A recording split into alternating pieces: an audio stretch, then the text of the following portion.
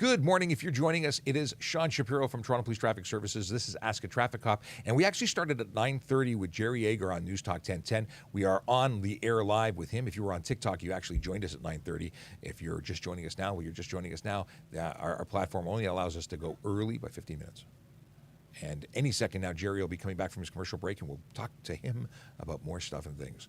Because that's what we do here, answering your traffic and police questions. If you want to phone into his show, 416-872-1010. If you want to text him, 71010, and he may take your question and chat about it with me. Of course, if you're watching here, you can obviously leave a chat message, because that's how it works. Like Usman, who just sent me a message. Yeah, long time no see. Good to see you. Good to be seen. It's been a while. This is our second day back on the air. We were off for a couple of weeks. We are now back into the grind, as it were. Okay. Lots of questions. Updates. My watch is binging. Okay. We got a bunch of things for when Jerry comes back. What are we going to talk about?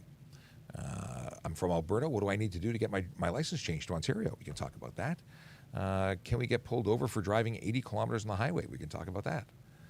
We talked about the diagonal intersection concept. We talked about that on the air, but we can come back and talk about it again at 10 after we say goodbye to Jerry. Okay. Oh, interesting question about deadly force. Interesting. We can talk about that in a bit. Any law on having a tinted brow on the windshield of a vehicle? If your vehicle was manufactured in 2017, as of January 1st, 2017, you can no longer have a windshield brow or tinted, what's it called, a 2-inch tint strip across the top? You can't have it. If your vehicle was made in 2016 or older, you can. To 3 inches, 75 millimeters from the top of the window, or to the PS1 line, whatever happens first. Let's see here. Regarding front-facing seats, does it go by weight, age? I've heard so many things. My baby's 13 months, 26 pounds. 30 seconds. 30 seconds out. Thank you very much for the update. So just to follow up on the car seat question, you should stay rear-facing as long as possible. It's the best thing. It's the safest thing, even if they are not so comfortable or happy about it. But like I said when we were talking about this question in the first segment with Jerry, it's that I put a mirror up and I was able to distract the child long enough. And then eventually they were so contorted that we had to go front-facing. I need some water, or coffee in this case.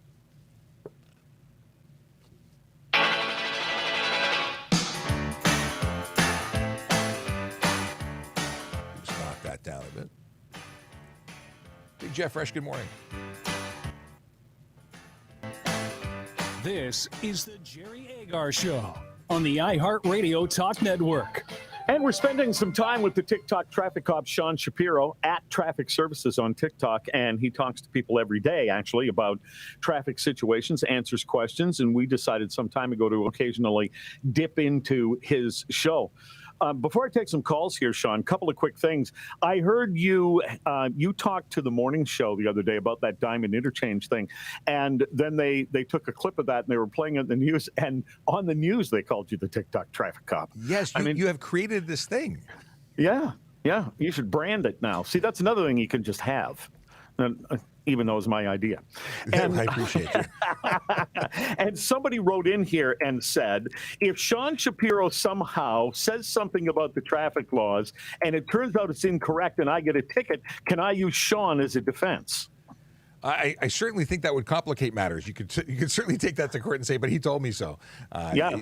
We try and stay with everything being correct. Laws do change, and it is ultimately your responsibility to know the rules, but we are a resource, and if you've got questions, we give you the facts.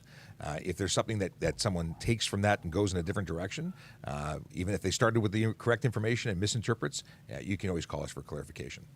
Yeah, well, and misinterpreting it is not possible. It's likely because sometimes people will write back to me and say, well, you said, and I'll go, I didn't say that at all. It's not at all what I was trying to say. Here is AJ from Toronto. How you doing? Doing well. What's your question? Question is, why doesn't anybody talk about getting the people out of the left lane on a highway in Ontario? This is an Ontario issue. Driven in Quebec, driven West Coast, driven East Coast, everybody gets out of the left lane. In Ontario, nobody gets out of the left lane. In fact, they drive in the left lane, which creates absolute chaos on the highway. And nobody talks about it. The police don't want to do anything about it. Okay, we got Nobody the question. talks about it. We got the question. We get it. Sean, what's the answer? Oddly enough, we do talk about it a lot, and it's a common question that's discussed on Ask a Traffic Cop. The deal is this: unless there is specific rule, like in the 401, I think they just started putting signs saying slower traffic, move over. Then it's a situation of we're relying on a charge called unnecessary slow driving, which doesn't apply to speeding. So if you're speeding at 120 and you're slower than someone doing 130, obviously unnecessary slow driving doesn't apply. If you're doing 80 in the left lane, that's a different story. You're now creating a problem. So it depends on what's being observed. It's a courtesy. We want people who are driving slower to stay to the right. But there is no passing lane. They're not labeled that way. They're 1, 2, 3, and 4, and we want slower traffic to stay out of the way. And it's a safety thing, but we also want people not to speed. It's a whole different discussion. All right, thanks for the call. I think that we get this all the time. How come this happens and there's never a ticket handed out? And it just astounds me that people think they know 100% of what happens in a big city on a day-to-day basis. There are tickets handed out, just not maybe the time you saw it.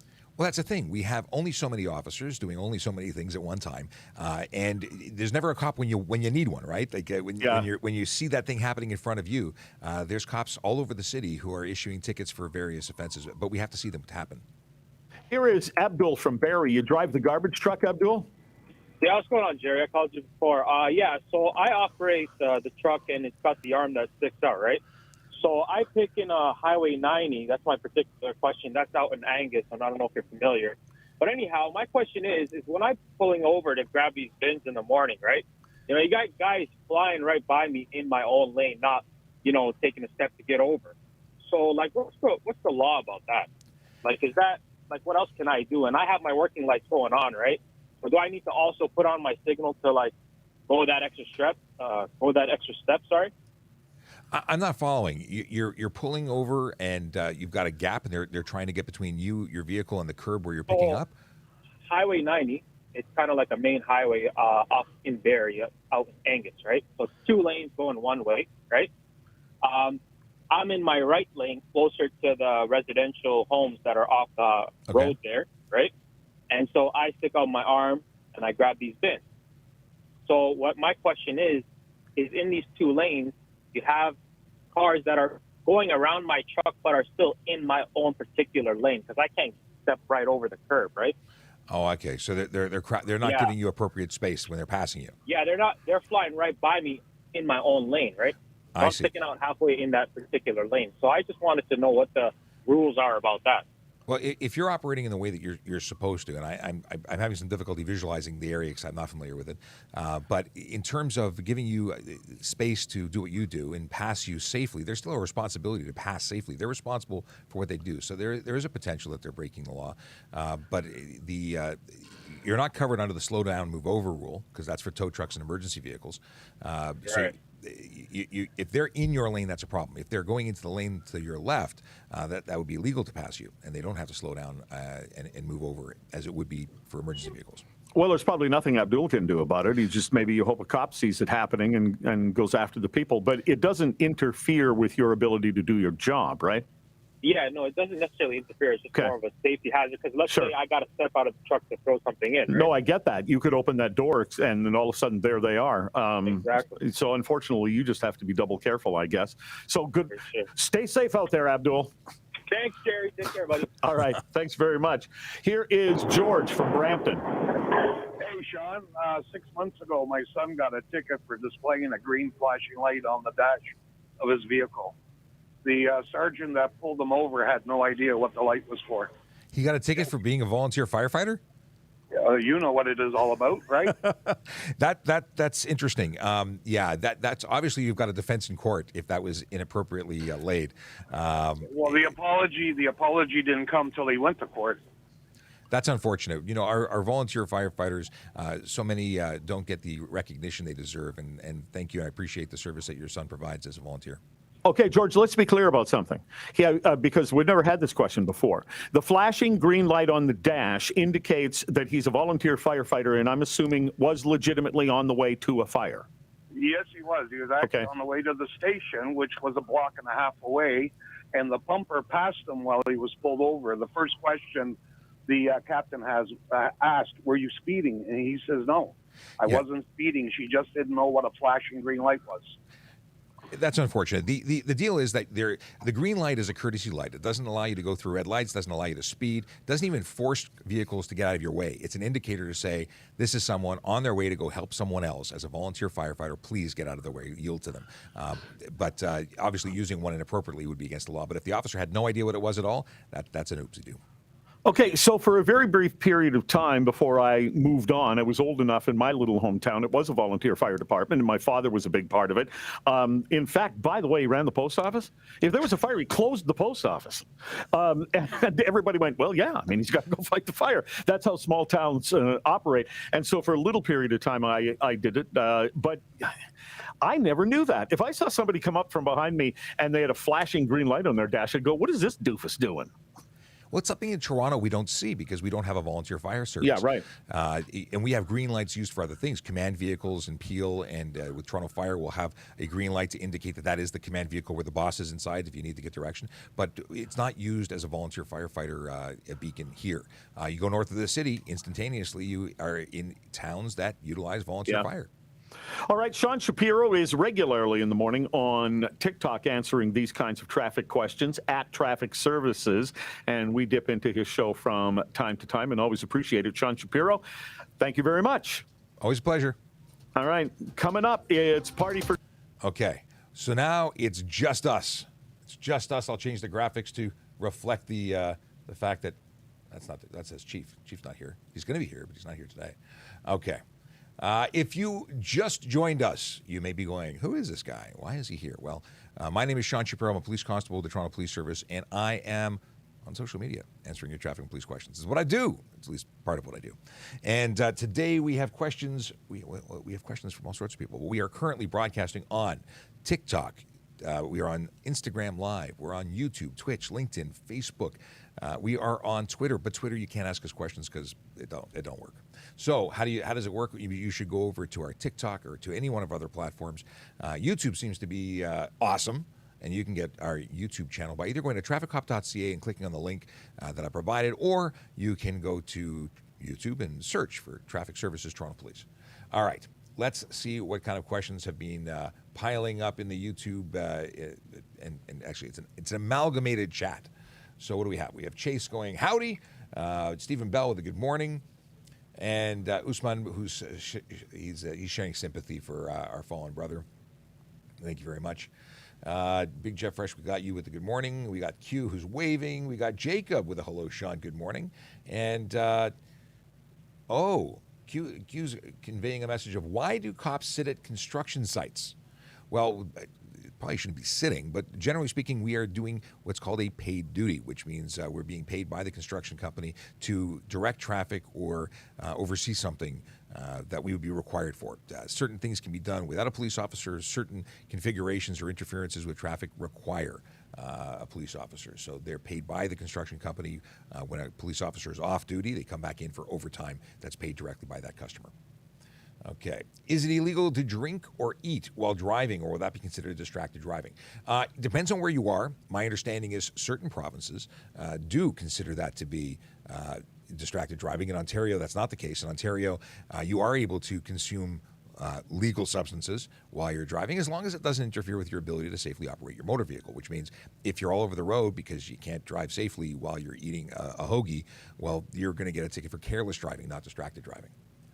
Okay. Josh Tao, I don't know if I'm pronouncing your last name. Is it Josh Tao? Okay. Mr. Shapiro, the Highway Division of the OPP charges people for driving slower than the left lane. It's almost a $200 fine for not unnecessary slow driving. Why do you say it's not illegal, but the OPP says it is? Well, I can't speak to what the OPP does. I can tell you that based on the Highway Traffic Act, driving the speed limit in any lane on the highway is the speed limit. You're not allowed to exceed it by any amount. So if you're doing 5 over, well, that was really loud. If you're doing 5 over, you're speeding. You can't be unnecessarily slow driving while you're speeding. So if you are driving at 100 kilometers an hour in a 100 kilometer an hour zone, you're not breaking the law. You can't be unnecessarily slow driving while driving the speed limit. So if they're doing something outside of that, I don't know how. I don't know how the law is being what's the word I'm looking for? Interpreted. And law is interpreted. And if they're interpreting it differently, well, the Toronto Police does not interpret it that way. In terms of, you said not unnecessary slow driving. What charge are they laying? Because I've spoken to people who say they've laid unnecessary slow driving. Now, slower driving to stay to the right, they have signs that do say that. Now, if they're enforcing a sign that says slower moving traffic, stay to the right, they're enforcing rules on their highways, and there are charges to suggest that if you're moving slower than the normal flow of traffic, you should be to the right. But what's the normal flow of traffic? If the normal flow of traffic is breaking the law, you should be charging the people who are driving above the speed limit. Okay. Greetings and salutations from Michaela Draconis. It makes me think, are we watching the newest show? Are we watching that show? It's a Dragon show. I'm watching that show. Why is lane splitting not legal? It's not legal because it's not safe. There are different jurisdictions around the world that allow it. Los Angeles is one of them. You can lane split there. You can drive between traffic, so in between two lanes of traffic. You cannot do that in Ontario. It's careless driving. And have you seen people driving on the roads? Do you want to be putting yourself in a dangerous position? I don't. I do not. Okay. Yes, Usman says in British Columbia, eating or drinking while driving is illegal, and I've been told that it is not. It is not a good thing. It's not a good thing to be distracted. Listen, distraction is a major contributor, if not the leading contributor, to collisions on the road today. So anything you do that's taking your focus off of driving is increasing your risk of collisions. So I can't say anything to defend those who want to eat a sandwich while driving. And very often we see people who are all over the road because of it. And it's just what charge would be appropriate. We would charge not for distracted, but for careless. Let's see here. What are your thoughts on the new diagonal intersection concept? I think it's great. It originated in the 70s in France. In 2009, it first appeared in the United States in Missouri. And it's been considered or shown to be very successful at reducing collision opportunities. I think it's from 60 points down to 14 points of possible collision, and about a 60% reduction in collisions. Why? How do I make that stop making noise? You're hearing all of my horrible. Close my email. I just don't want to hear from it. I don't want. Let's see here. Can I close it? Hopefully this stops the. I was able to turn off my soft phone. I have a phone that will ring, and that was uncomfortable. Hopefully, closing my email will stop the nonstop updates. That I just don't care. I'm here for you guys, not for my email right now. Okay. Pepe wants to know about eating Haka while you're driving. I've seen people eat soup when they're driving. I've seen people have sushi with chopsticks and all. I've seen all sorts of things. I had a collision. I've talked about it before on the show. I investigated a collision where a cube van ran into a cement mixer, like a full-on giant-size cement truck. And the cement truck didn't even notice it was hit. It kept driving, dragging this poor guy in the truck. But I found, some chicken and rice out the window of the car. The driver had been totally not paying attention when they, rear-ended that very, very large vehicle. And you'd think with the very large blue cement truck, they would have seen it had they actually been looking at the road. Just saying. He got charged. Okay. If someone breaks into my house and tries to hurt my family, can I use deadly force against them? In Canada, you can use as much force as necessary to defend your life or the life of another. Now, what does that mean? It means if you don't do it right and you end up, you're probably going to get charged. You're probably going to get charged, and you're going to have to defend yourself. Or it has to be very clear as to what happened. It's not just someone came into my house and I killed them. That's not okay. Obviously, we're not condoning or endorsing, lethal force. But if you read the criminal code, it does say you can use as much force as necessary, and that might include deadly force. That doesn't mean you can pack heat. It means that you're allowed to defend yourself. Okay, let's see here. Is there any law on having a tinted brown in the windshield? We talked about that, and obviously it's not legal for vehicles that are manufactured 2017 or later. Okay, we have, can I park in my driveway but leave my front tires on the roadway with a fully insured vehicle? No, that's not legal. You can't obstruct. I'm not a parking person per se, but you can't be hanging out over the road. Chances are you're going to get hit too. That would be a parking violation. Okay. When a school bus drops off children at an intersection, do we all have to stop? I wish they wouldn't drop off, and they really shouldn't drop off at an intersection because it causes all sorts of confusion. They should be pulling before the intersection, but you can't pass in either direction a school bus that has their flashing reds and stop sign out. But in terms of traffic going the other direction, they're not required. So crossing in front wouldn't be controlled by that stop sign and flashing lights. Just the vehicles passing from the front of the vehicle to the back or from the back to the front. Okay. What are the consequences of being pulled over countless times for windshield tint and keeping it?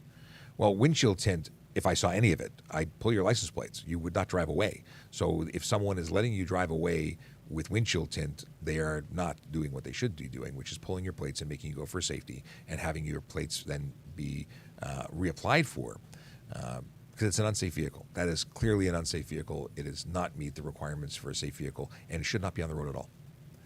At what age can you operate an e-bike? E-bikes require the operator to be 16, including any person who is on an e-bike. Now, when you talk about e-kick scooters, 14 is the age, but you can't use those in Toronto at all. There's a bunch of rules, and you got to know them before you use them, or you might find yourself getting into trouble.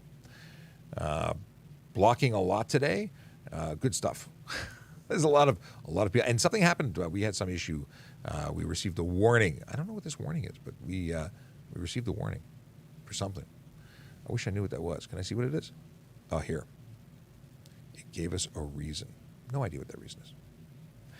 Because we didn't do anything. I don't know what the problem is. Are bikes actually allowed to be used on the road, especially where the speed limit is over 50? Bicycles can be on any city road or that's not an access controlled. So a highway, an expressway, not legal. But a road that has, if you're talking about bicycles, can be on any road. That's not an access controlled. Now, access control doesn't mean an arm that lets you in when you wave or smile a certain way. It means that highway that is like the 401. You cannot be on a bicycle there. Can I challenge camera speed ticket if in a 50, we talked about it earlier, I never did talk about it with Jerry. So can you challenge the speed? You can challenge anything you want, but 7 kilometers over is speeding. So what do you want to challenge them with? That you don't deserve a ticket for doing 7 over? You do, you broke the law, you're speeding. You can't go over the posted speed limit. The limit is the limit, not the minimum. Is it legal to use a center turning lane to pull into and merge into traffic? A center turning, so the center, okay, if you're coming out of a parking lot and you're pulling into that center turning lane, that is the safest place to be before you merge into traffic. If it's not legal, then I'm guilty of it. I'm not aware of any law that would prevent you. Now, if you drive into that lane and then you decide to drive to the next intersection in that lane, that is a misuse of that center lane, and that would be an offense, and I have laid that charge. Need hydration. Mm-hmm. Now, if coffee is a diuretic, are you still hydrating when you drink it? Why are e-bikes allowed to ride with no license or insurance? Because e-bikes, if they meet the requirements of the e-bike legislation, which means they don't travel beyond 32 kilometers an hour, if they don't have motors above 500 watts, if they're under 120 kilos, and there's some other things too. If they meet the requirements, well, then they're not e-bikes. They're not electric motor vehicles. They are, but they're classified or considered under law bicycles. As soon as you break any one of those rules, they are back to being motor vehicles. They do require license, ownership, and insurance. Many people tend to modify those so they can go 60, 70, 80 kilometers an hour. Not cool and not legal. They would require insurance at that point, and you'd be eligible for a wonderful ticket. Now, what would that ticket? What were the consequences of driving with no insurance? A motor vehicle without insurance, $5,000 to $25,000 in fines, and jail time up to 6 months. So, not exactly a good move if you're trying to save money and stay out of jail. Yeah, there's a lot of people who need tickets for that. Are there any restrictions for children in car seats in commercial motor vehicles? I'm not aware of any. I don't think there is a restriction there. I've never, I'm going to make some calls. I'm not aware of any law that would prevent you from taking a child who is properly secured in a vehicle, in the child seat, as per the rules for installing it. I don't think there's any rule preventing it. But I'm not the commercial motor vehicle guy, so I will phone a friend. Just not right now, because that would be awkward. He swears a lot. Can we make a U-turn on a red light? Not if you're in the intersection. You cannot make a U-turn. You cannot enter an intersection. You can't cross that line. That would be proceed before green, and that's a charge. With winter coming, can I take my son to an empty lot to practice winter handling? you can't stunt drive.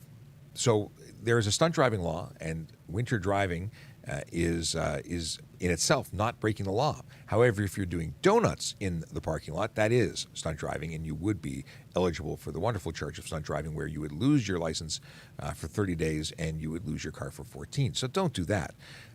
Skidding and spinning out and losing control is not teaching winter driving. I know a lot of people will argue. Driving in a manner where you don't lose control is winter driving. Now, if you were to push the car and it did slide, skid, spin, that's not the same thing as doing donuts or engaging yourself in countless hours of, drifting. So you have to see there's a distinction. You can go to a parking lot or somewhere where you're allowed to be and drive. If you're a licensed driver, the vehicle's insured, and actually on private property, the license isn't even a requirement because we can't lay the charge. We want you to be licensed. If you want your insurance to cover you, you're going to be having a licensed driver there. But we don't lay the charge, or we can't lay the charge for unlicensed driver on private property. But we can lay the charge, even to an unlicensed driver, for stunt driving. Okay. If you need more clarification about this, feel free to ask, because I know I bounced around a couple of things. A lot of information in a short period of time. Can you clarify which HOV lanes are allowed to be used by motorcycles, single riders? 400 series highways permit single occupant HOV lane use, period, for motorcycle operators or obviously people with green plates. So if you're using a 400 series highway and it has an HOV lane, they have since 2017 permitted single rider to use them. If you're talking about City of Toronto, those are city, they're different. Look at the sign. They will have a motorcycle on them in 99% of the times. Those aren't proper HOV lanes. Those are multi-use diamond lanes, and they are directed, their use is directed by a sign. Don't break the sign, like the rules, whatever it says in the rules, because they're bus lanes in some cases. HOV lanes are styled after HOV lanes in other cases. Know before you go. Stickers. How can I find out if my plates are up to date? Go to the Google, the Book of Knowledge, and type in Ontario license plate sticker renewal or license plate renewal. You'll go to a site. You type in your permit number, your license plate. You'll probably need a small second number from something. I can't remember what it was, and it'll pull up and it'll give you the option of renewing or not renewing. Make sure, and in fact, look at your ownership document, and it should show on the ownership document your current and valid expiry. If you had previously validated with a sticker, your most recent sticker will be there telling you when it expired. But better get on that, because you don't want that $110 ticket for driving with an expired plate.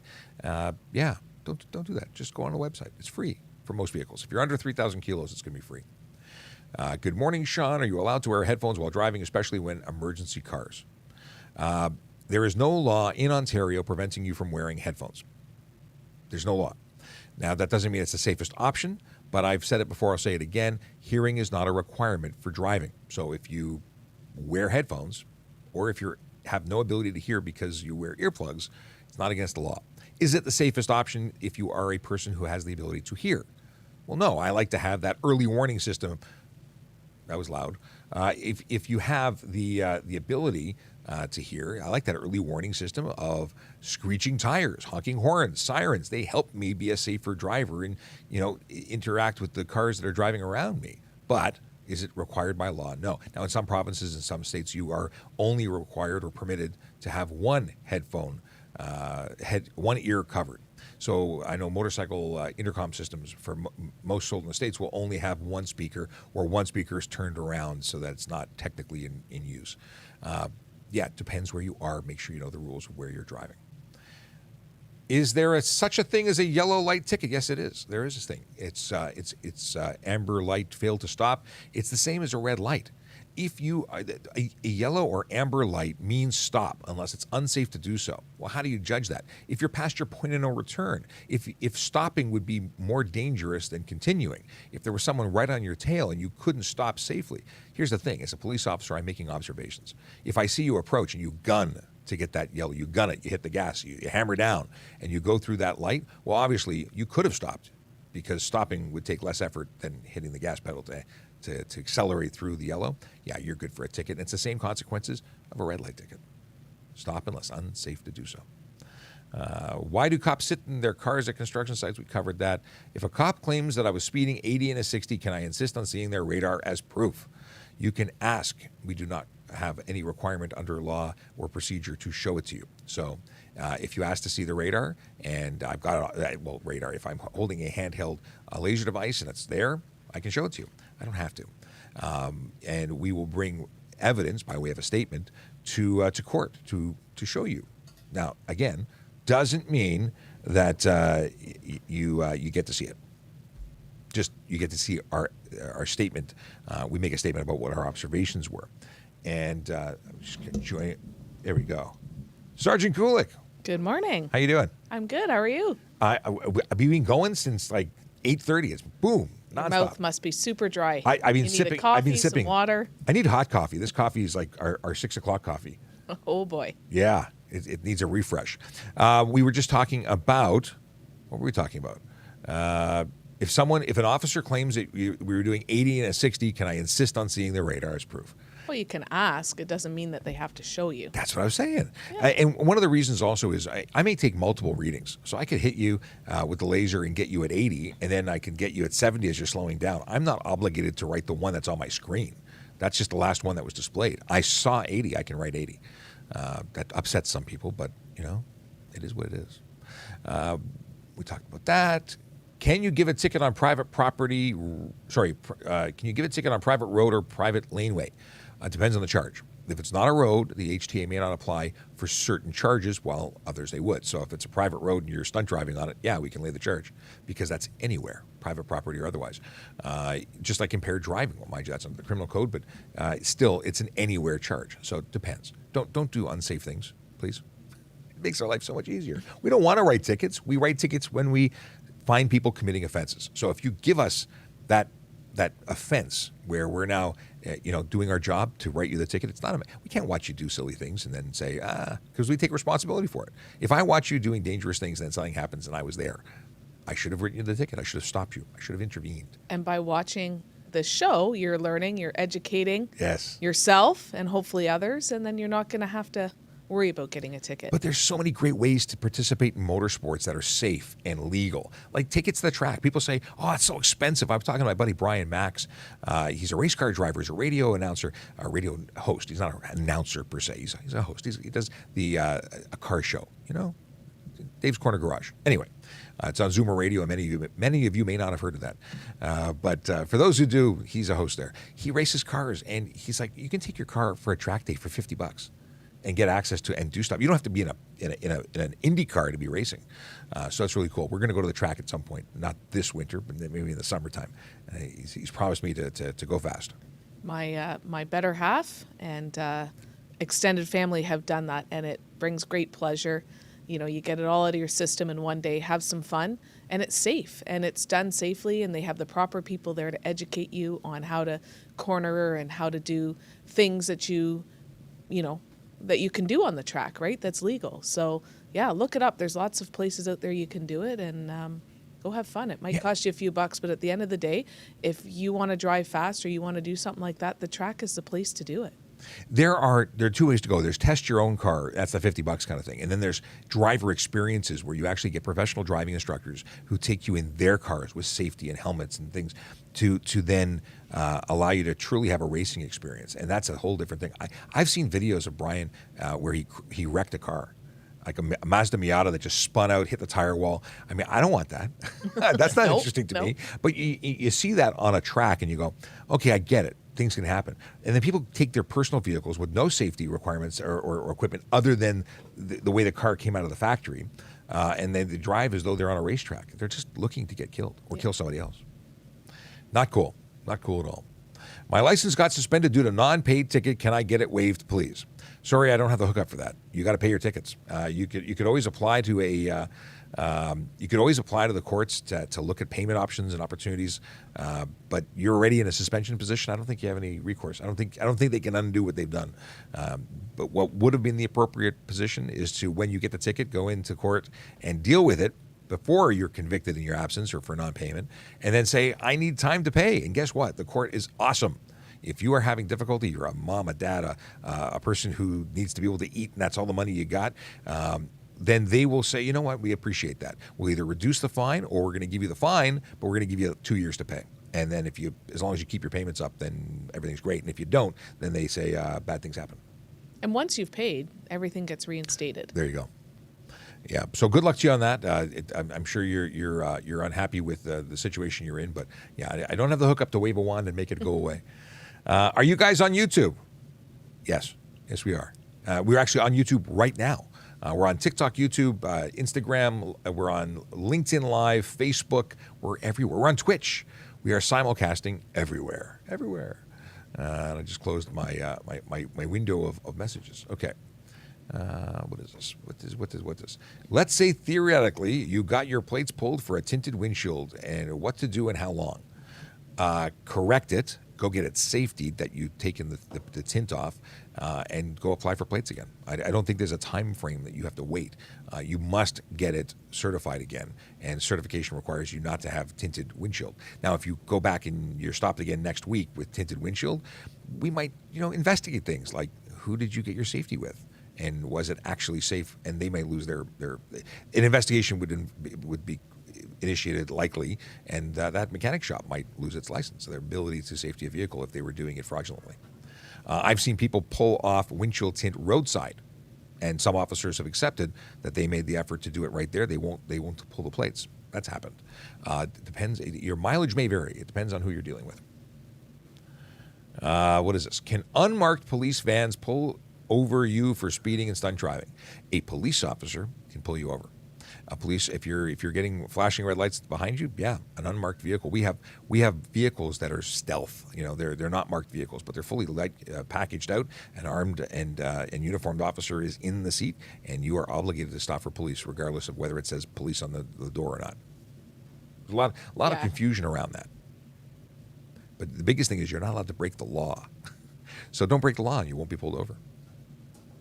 It's not fun, I imagine, getting a stunt driving ticket. I've given a lot of them. I've never received one. Yeah, and I just don't assume think that would be good. I assume it sucks. Especially if you're using someone else's car, like your parents or something along those lines. Yeah, that call to mom. Yeah, it would not be good.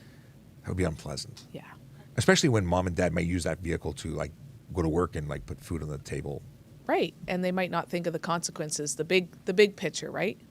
Yeah. So always think before you act. We say that, but it doesn't actually always work. I know. There's some. Listen, when I was a We kid, can only say so much. I did stupid things when I was a kid. We all have, right? Not everything we did was the best, and we learned hopefully from our mistakes. Now the consequences are serious, and there are greater reminders. If you get this, I imagine it's the only time you ever need it. Yeah. Even though there are consequences in place that if you continue to act that way, you can work your way into a lifetime ban of driving. I can't imagine, although it does happen, where people get the same charge multiple times. That they didn't learn enough the first time. I don't get it. What is this? Morning at the Ontario Police College. Is there an exam type test to graduate? Oh, morning. Not morning you're at there, but of you want. course, yes. Testing. Policing is got to be the most rigorously moderated, regulated, moderated profession. We have to pass and show not only an understanding. We have to get a certain mark to just to graduate, and then we're constantly being questioned and tested and maintain our from use of force to new training. So yeah, if you can't pass tests, you're not going to become a cop. Every course there, whether it's a traffic course, it's provincial statutes, it's your fitness course, anything like that, everything has some kind of testing. And there's a reason behind that, right? You want people to succeed, and you want to know that those people out there enforcing the laws know what they're talking about. So, for sure. And then, like Sean said, once we're in the field, it's ongoing learning. We have to do a certain amount of days every year for multitudes of things. We do online learning, we do in-classroom learning, all kinds of things. So I think most professions have some kind of ongoing training and testing as you go. And it's not just academic or physical. It's the combination of both. And the reason I say that is I was injured during my my OPC time, and I couldn't pass the physical to graduate from OPC. We came back to Toronto Police College, and I was given time to recover, and I had to pass that in order to get my badge and graduate with my class. Had I not, I wouldn't be on the road. And that was just, there were other people in the same situation, injured. So if you were really great physically, in a physical situation, but you couldn't pass academically, same thing. You weren't graduating with your class. Yeah. And there was no, you're really nice. No, you've got to meet the requirements. I hit someone stopped at a green light. Would I be at fault? Yeah. There might be other things where they're also at fault for something, but you are responsible for the movement of your vehicle. So if you hit a stopped object, you got problems. There's issues there. Yep. You're not paying attention. You can't assume that everyone's driving. You have to actually pay attention and know that they're driving. So yeah, you'd be at fault, and you may be jointly at fault, and you may be one of the two vehicles or one of the many vehicles charged, depending on what happens. But we see vehicles drive into stopped vehicles on the highway because there's an assumption that they're moving. They're not. It's not good. No. Can you drive through a parking lot? Can you drive through parking spaces in a parking lot? Do you need to stop at stop signs in a lot? So here's the thing. It's not enforceable to lay a stop sign charge in private property. You can be driving dangerously. That's a criminal charge. You could be driving in a stunt situation on private property, and it's going to depend on the overall behavior that's being observed by a police officer to determine what charges they're going to lay. What do I mean by that? If you're doing stupid stuff, you might be charged for the most applicable charge, even if it's not running a red light. But let's say you're running, or not red light, but running a stop sign. Let's say you're driving around in circles and you're going through all of the stop signs. You're turning it into a little racetrack of your own. That could be dangerous driving or stunt driving.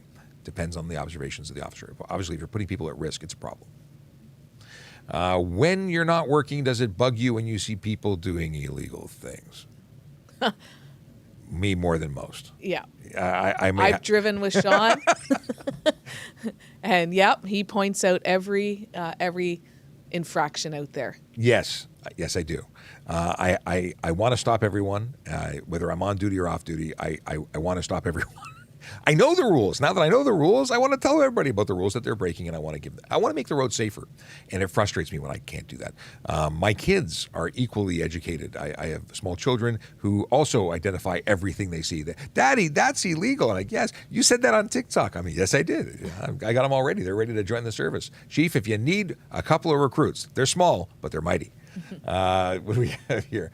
If you're watching the live, regardless of what platform you're on, please share it. Please like it. It does help us out. Not because we get paid because of likes or whatnot, but it helps share the message. And our goal is to make the road safer for everybody. So help us help you and help your community by sharing this live, regardless of platform. Retweet us and talk to your friends about us and tell everybody how awesome we are, because we like more friends. Awesomeness goes a long way. Awesomeness. We appreciate it. This is something that although we do it and it's education, it's a lot of fun, and we hope that you appreciate this stuff and that it's helping you. So if it's helping you, help us help more people. What are we doing? We're doing lots of stuff. We've got more questions here. So we covered that. If you're watching and you have no idea who I am, or the voice that I introduced originally but is now talking to me and you don't see, I'll reintroduce. I'll go through the whole the Dory message. And that is, this is Ask a Traffic Cop. My name is Sean Shapiro. I'm a police constable at the Toronto Police Service here in Ontario, Canada, where it is not exactly sunny or warm right now, but it is still a lovely place to live and play. To my left, your right, and not on screen at all actually, is Sergeant Melissa Kulik, who is the other officer in this office who does traffic stuff and education and media relations, and we're awesome. We're a dynamic duo. That's it.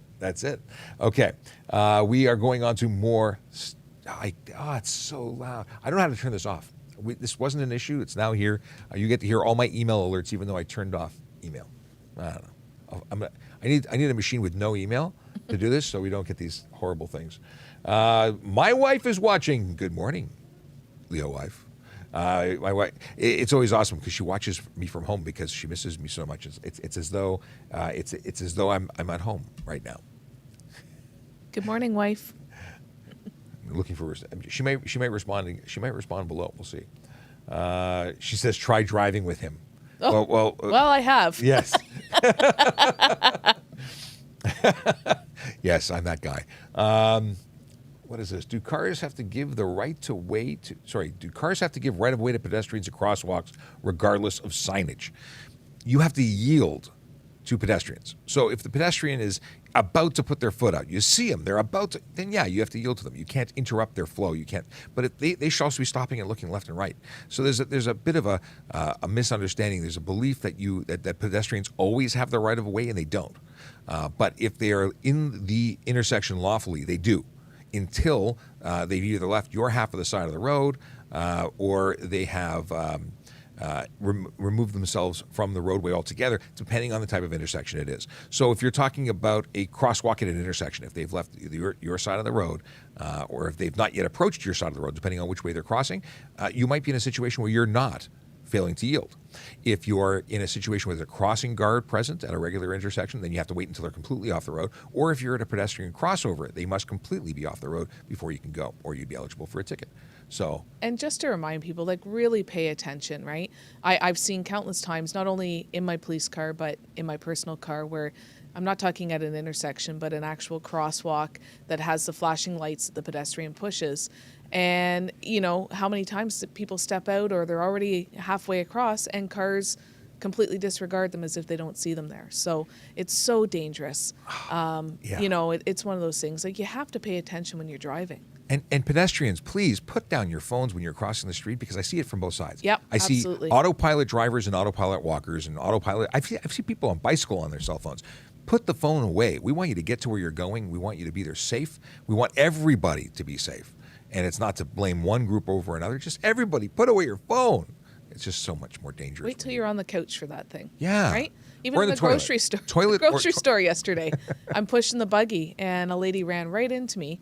And it was, sorry, I was looking down at my phone. Like, who did it's the a collision grocery report? store, but there's no excuse for that. No. Just pay attention. We've forgotten how to be how to be people around other people. Yeah. You know, if we're not texting people, we often forget that. We've become so engrossed in our technology.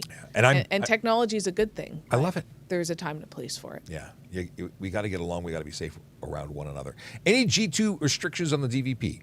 The G2 restrictions apply in terms of no alcohol in your blood. You can't have any blood alcohol content. You can't have any drugs in your blood or in your system. Now, when we're talking about restrictions for specifically a G2 driver, aside from that, there is a restriction between 12 a.m. and 5 a.m. That's you can't have more than, is it 119? I keep forgetting. I believe it's one extra passenger. For the first 6 months, you can't have anyone. You can't have any more than one passenger who is under the age of 19 unless they're a family member. And I think that goes up to 3 when in the second 6 months. And you guys have to double check. I look it up, but I keep forgetting. It goes in and out. I don't know why. That one particular condition. That's really it. You can go on any road in the province of Ontario, or even into interprovincially or into the United States. You can drive basically anywhere with a G2. The conditions are alcohol and the number of passengers in the first year that are under the age of 19 while not being under the age of 19 or under the 19 and under. Oh, now I got to look it up. If you go onto the Ministry of Transportation Ontario website and just put in license requirements or G1, G2, you'll get all the information that you need on there. Yeah, it's G2 Restrictions Ontario is what I'm about to Google, and I'm going to see it, and it is, what do you need to know? Amazingly, they have all this information here. So it's, again, no alcohol, no cannabis, obviously no other drugs. You're responsible for people, blah, blah, blah. We talked about that. First 6 months, you can carry one person 19 or under. So it's under 20. That's where I get it. And then the first 6 months or until you turn 20, you may carry up to 3 passengers. So I was 1 and 3. I was right there. And then there's other stuff. But you know what? Google it. This is a great resource. There's also a driver's handbook you can use, and the driver's handbook is free online. You can get all sorts of stuff. You know, people don't give it enough credit. That handbook has lots of valuable information. It's not just to get your G1 and your license. It's good stuff to review for safety on a regular basis. And I think I'm gonna go read it after lunch. No, it's good stuff. And there's so many things you learn things I learned rereading it once in a while because I needed to find answers to questions I was being asked. I like to review things. It's and good. Sometimes the laws change and things change, so it's best to stay on top of it. We got here. My wife says she's surrounded by little traffic cops. I'm assuming you mean our children as opposed to me because I'm the big traffic cop. All right. We got here. And my wife also says hello to you specifically. Okay. Is vaping or smoking prohibited while driving? No, unless it's preventing you from no, unless it's got illegal substances in it or regulated substances, and no, while there's anyone under the age of 16 in your vehicle, because it falls under the Ontario Smoke Free Ontario Act, I should say, and obviously if it's I don't know if you have to hand crank the generator. If there was something that was interrupting or making it unsafe for you to operate your motor vehicle, that would be an issue. But generally speaking, no. Can you ride an electric scooter on the sidewalk? If you mean e-kick scooter, then no. Nowhere in Toronto can you operate an e-kick scooter. That includes the sidewalk, the roads, and any parks. That's a private property only situation. If you're talking about e-scooter and you're using that to describe an e-bike, then also no. You can't be on any City of Toronto sidewalk. They are prohibited from use there. Ontario should have an auto-renew plate option. Interesting concept. And it would work right up until the point where you had an unpaid ticket, and that would halt it. Because it's not just a matter of, you can't just renew. You have to provide some information. You have to update your mileage. You have to make sure that you don't have any unpaid fines. What do we have here? And they will not renew your license until you've taken care of that. Well, so. I renewed my father's. I did the work for him because he is not exactly a tech. He's kind of not techie. So I did it, and he had $50 he didn't even know what it was for. I have no idea what it was for because it didn't specify. It just said, you owe us $50. So we paid it, and he has renewed license. I'm very curious what it is. I have no idea. Maybe a parking ticket he didn't know he got, or possible. It's just a weird number. What's $50? Let's see here.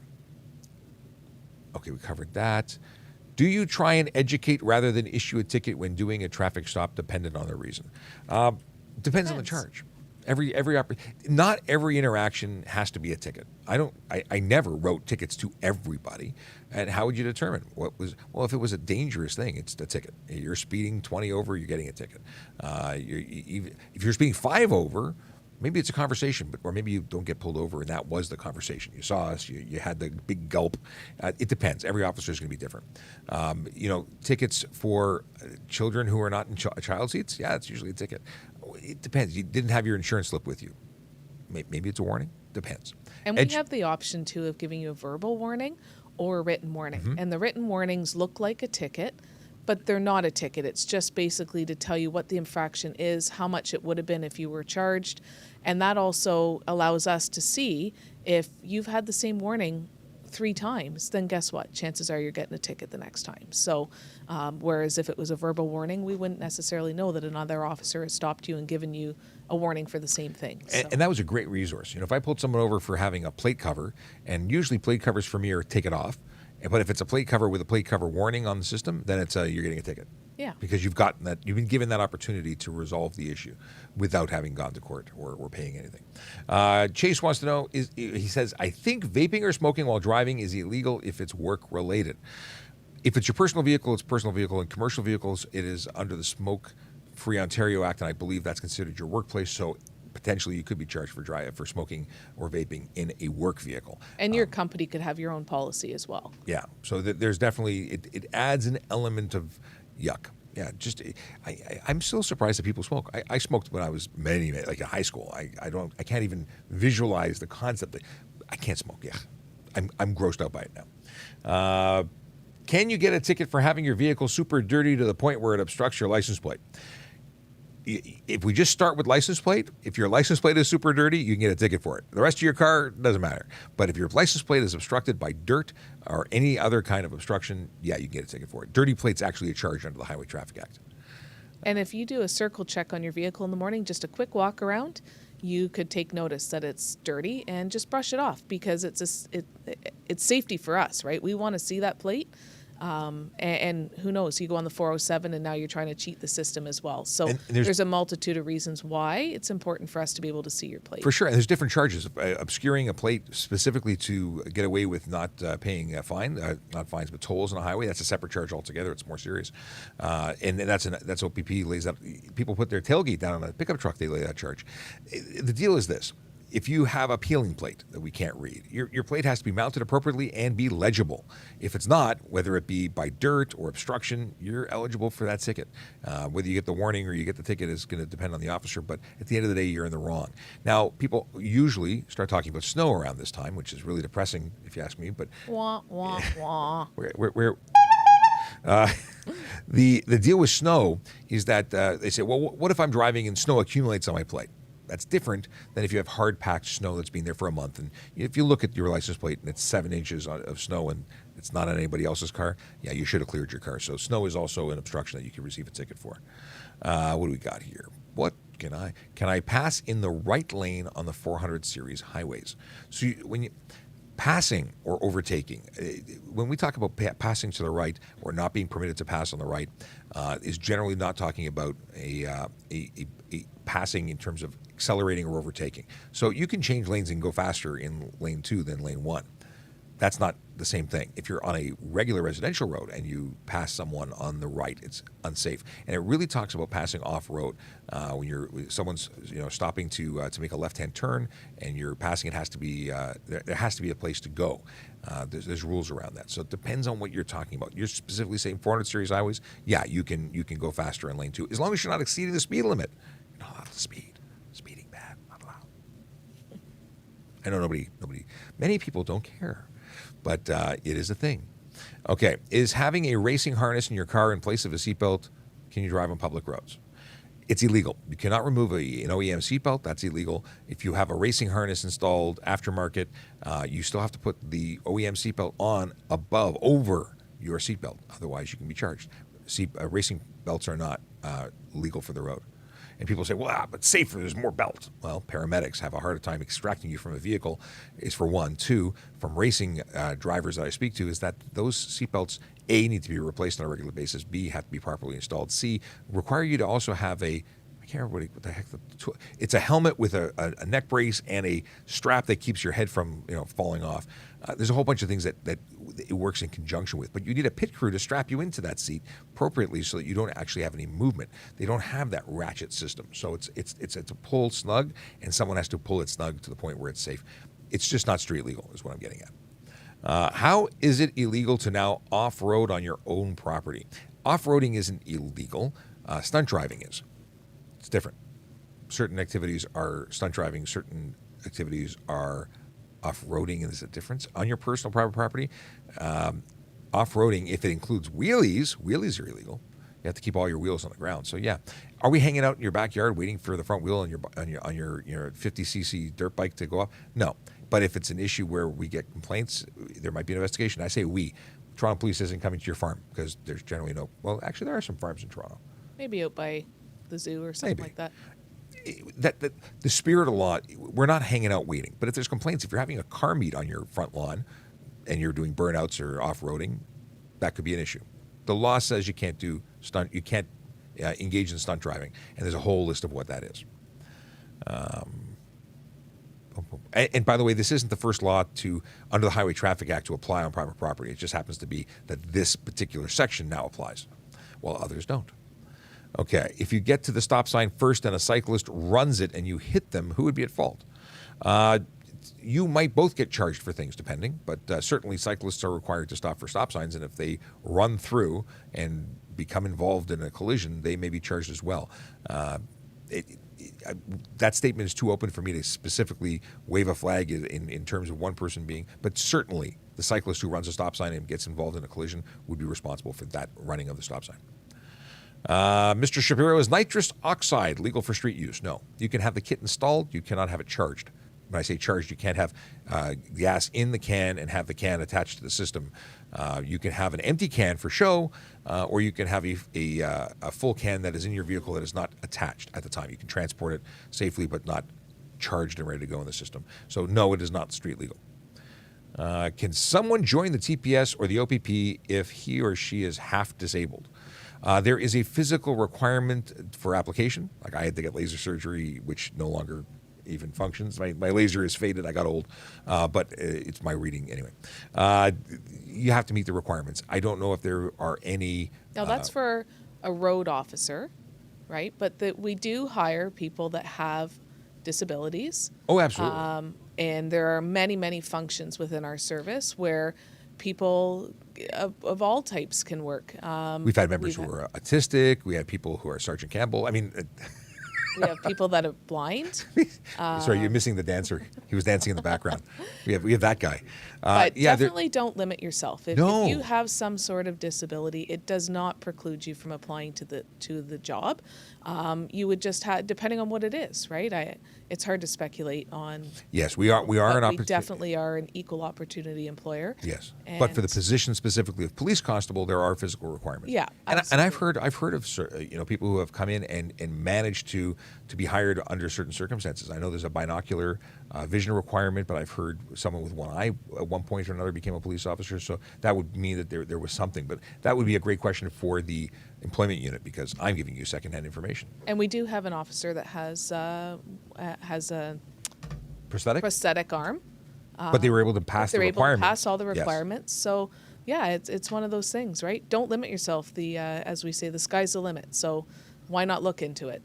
Absolutely. Yes. If it's your dream, do what you got to do. Like I would have not passed the requirements had I not had laser surgeries. That was preventing me from joining, and that would have, and people said, well, they can't discriminate. Well, there's requirements. So look into it. Talk to a recruiting office.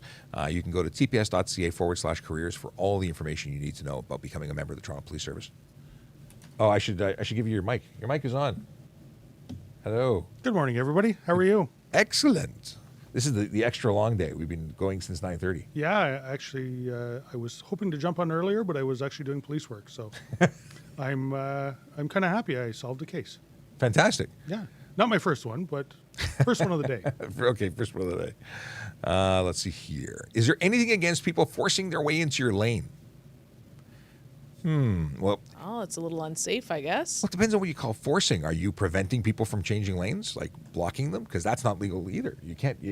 There's a courtesy and community involvement here. You need to. Zipper merges are a thing. We let people in. You give people space, and preventing them where they have to be aggressive to get in is also. There's a bit of fault on both sides, but unsafe lane changes are unsafe. Yeah, and if you're in a lane and you're occupying it, then it is your lane. Common sense, common courtesy would allow you to maybe back off a little bit or you move out of the way to let somebody in. I think most of us do it, not all of us. But if somebody is unsafely changing lanes and you're occupying the same space, try not to be there at the same time. One of the things that really bothers me is when people jump, they have an on-ramp or a lane that is given so that you can merge lanes. A merge lane.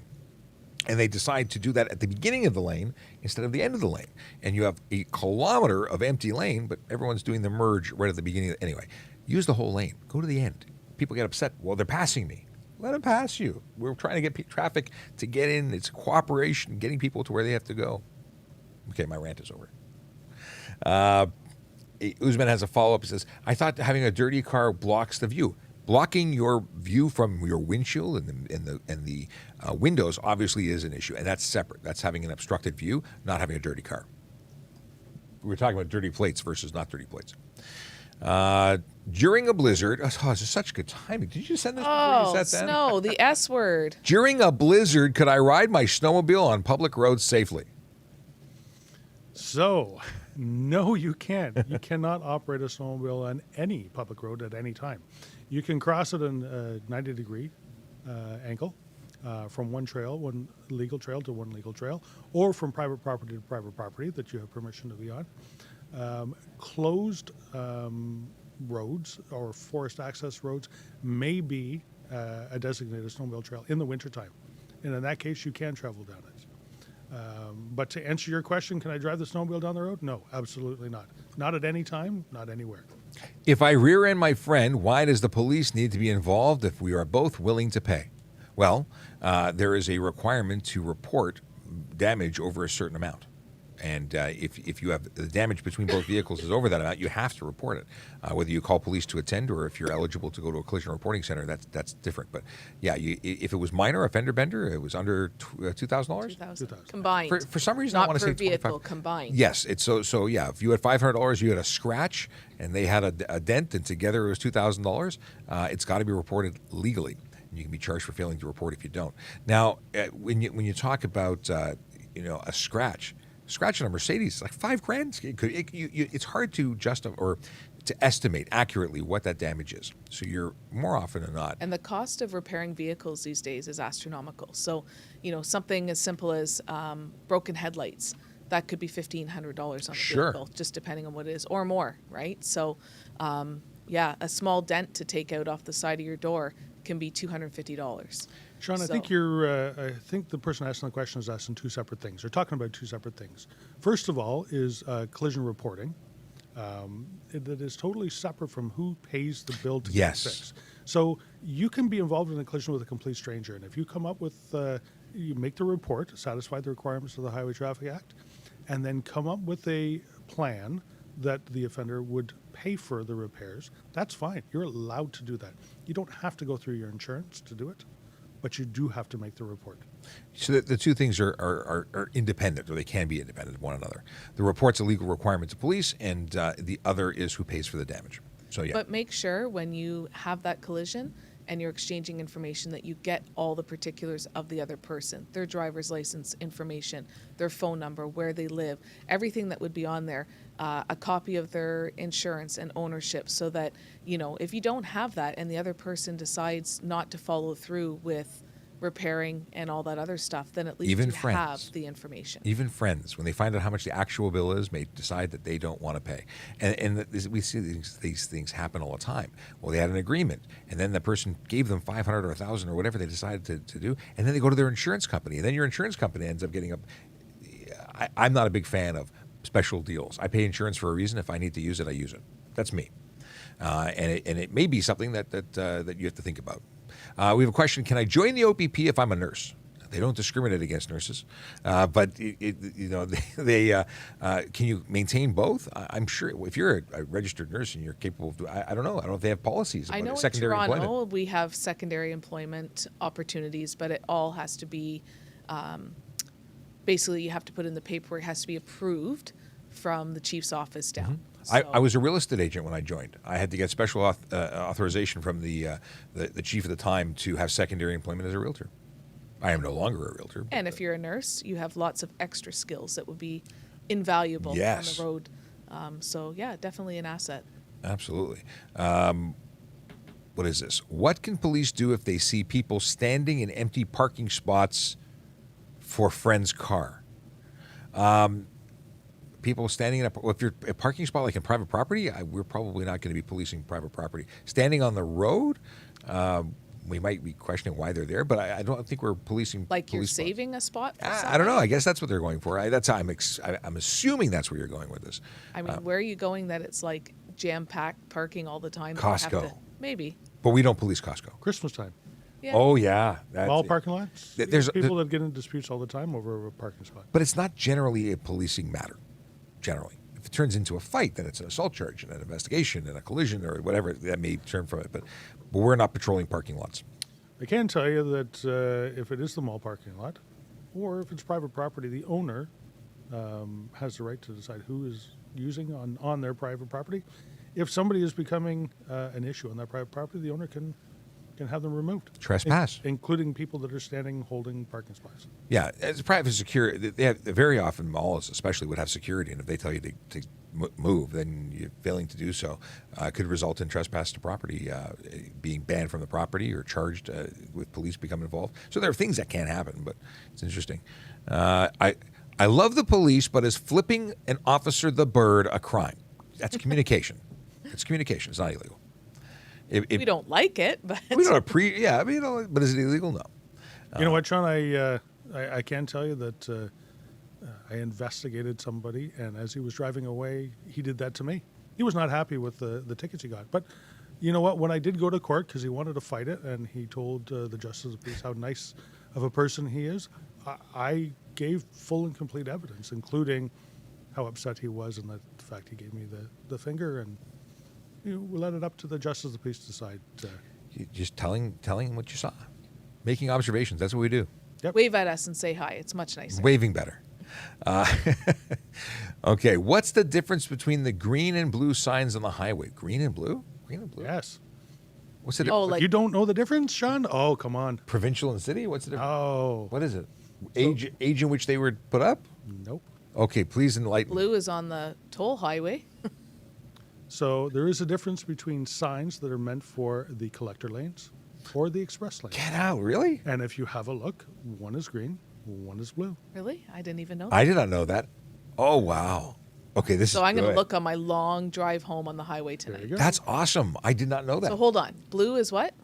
I'm not sure which one is which. I believe, but they are different. Well, this is like when we talk about the color of the lines on the road, white versus yellow. Many people thought one was caution, one was law, and the truth is that one, it denotes travel of vehicular travel, directional travel on the other side of that line. Yellow means the other side they're coming at you. White means they're going the same direction at you. So there's other things people, oh, wait, no, I thought somebody was coming up with an answer, but no, they didn't. They have another question. I'm sure we could Google search. Google We image probably search could. and see it. Let's see here. Here's a question. What is the difference? Okay. What if having a catalytic converter on my car damages my engine? It doesn't. It's they're required, and that's it. So whether you believe that there's some negative impact, it's not an excuse to not have one. But have you ever heard of a catalytic converter damaging an engine? So a catalytic converter will actually cause some back pressure in your engine. But if you have an engine that is not designed to have a catalytic converter, not made from the manufacturer to have a catalytic converter, so you have one from the mid 60s, then putting one on, yeah, it may cause some damage. Okay. So, but you're not required to have one if it was made before the law was introduced. But you know what? In the early 70s, the smog control, smog pumps, charcoal canisters, catalytic converters were introduced to vehicles. If it was manufactured with it, you need it. And if you take it off, you're in trouble. Eligible for tickets. There you go. It's there for a reason. When you see an Uber driver using his phone during the ride, is it an offense? Yes. Uber drivers are not exempt from the law that prevents you from using handheld communication devices. So if they're using their cell phone while you're driving, that's against the law. And it's a concern as a that was loud. It's a concern as a passenger because your driver, who's responsible for your safety in that moment, is actually distracted. So I might be inclined to give them a negative review. Just me. That's my, that's a concern for me. I would ask them not to do that. All right, Sean, I got a follow-up here for you. Woohoo! So I'm looking at a picture. I just did an online search for it. And it looks like the express lanes on the 401 and the 400 series highways are green signed. The collector lanes Are blue. are blue. I am fascinated and in Wow. awe of the newness of the information that has just been And just injected to into my think, brain. like we drive the highways every day, hours on end, day in and day out, and that's like, We're just, wow, you but learn we're just something new every tourists on day. that highway. That's an OPP place. Catalytic converters damage my rotary engine, but I'm required to have one. Yeah. I don't know if rotary engines are So rotary engines are a completely different animal. the wankle. They are the wankle. Most of them are the wankle, anyways. No, if your wankle, your Mazda was designed with a catalytic converter, you need a catalytic converter, and you cannot remove it. Even if you don't like it. Is it illegal to turn right on a red and do a U-turn just to avoid the red light? We've talked about this before. They're two separate things. Making the right turn on red is legal. Making a U-turn, if it's not signed to prevent it or to say it's not permitted and it's being done safely, then there's nothing to prevent you from doing that. But if you were to cause a collision while doing that, you would be responsible. 100% of the onus would be on you.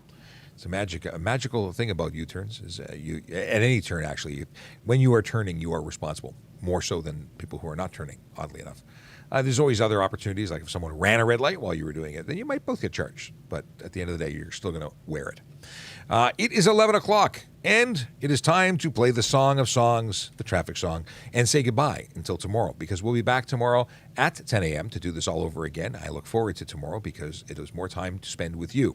But until then, Sean? yes. Just before you do that? Oh, you followed up. No, we're going to have a new traffic song coming out soon. We are. I heard a version of it yesterday. Oh. It's pretty good. Okay. I didn't know we were at the point where that was releasable or it finished. I heard the beginnings of it. Yeah. No, it sounded pretty good. I'm waiting for the entire album. But here's the traffic song, performed by a police officer, written by a police officer who works in this building. It's magical. I love it. Let's go. Good night, everyone. See you tomorrow. Bye, everyone.